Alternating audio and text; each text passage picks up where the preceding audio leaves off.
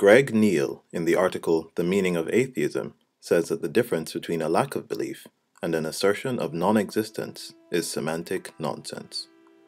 Recently, the YouTube user Proud to be Loud left an interesting sarcastic rant as a comment on one of my videos. Part of that rant asserted that to disbelieve something means that you believe something to be false.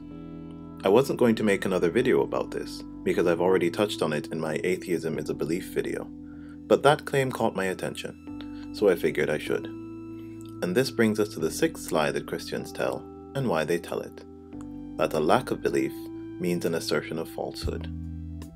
The lie can be lifted word for word from Proud to be Loud's post. He says that to disbelieve something means that you believe something to be false.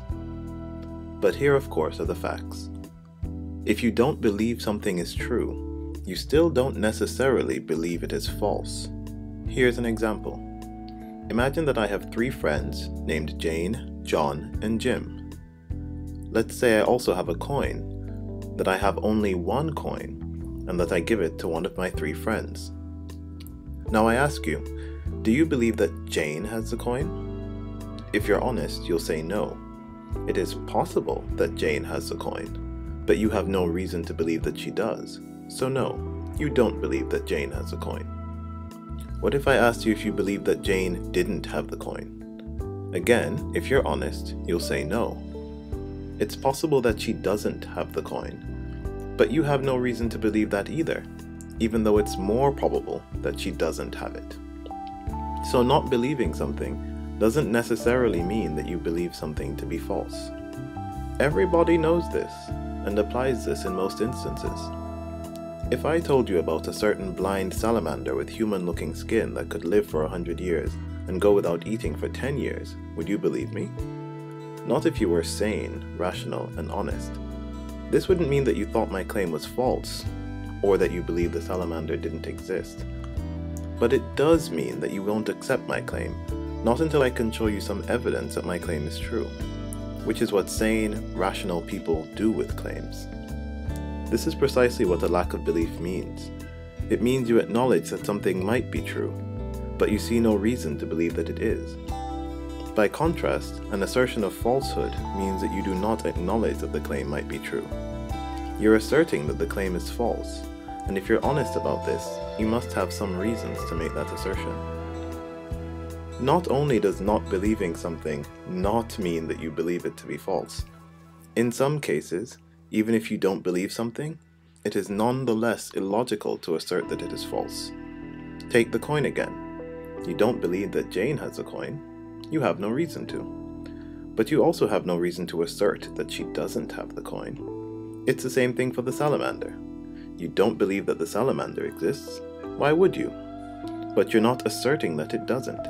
And if I showed you any evidence that it did exist, you would believe that it did exist. In other cases, even if something is in fact false, even if something does not in fact exist, you cannot prove that it is false or that it does not exist. There is currently no evidence whatsoever supporting the existence of ghosts, fairies, gods or goddesses, or races of hyper-intelligent cats. And even if none of these things existed, which they probably don't, you couldn't prove that they didn't exist, because that's not how evidence works.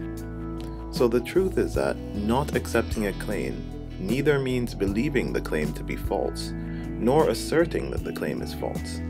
That's why relatively few people assert that any of these things don't exist. But rational, sane people will point out that there is no reason to believe that any of them do.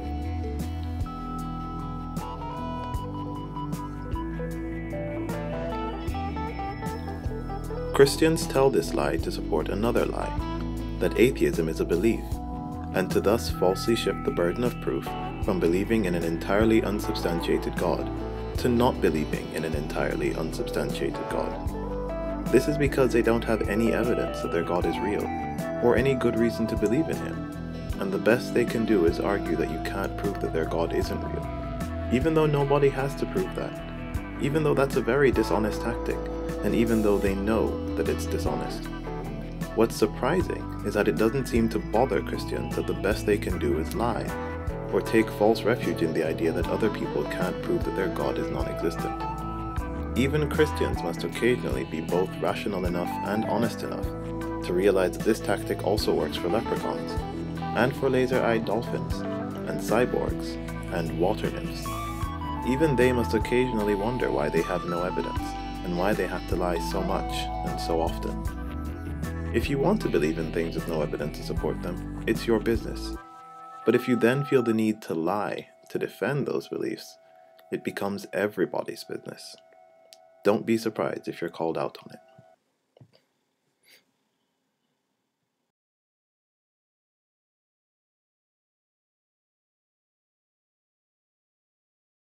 If you know of a lie that Christians like to tell, please send me a message with that lie and I'll make a video about it. Other than that, please rate the video, subscribe, and wait for more. There's more coming.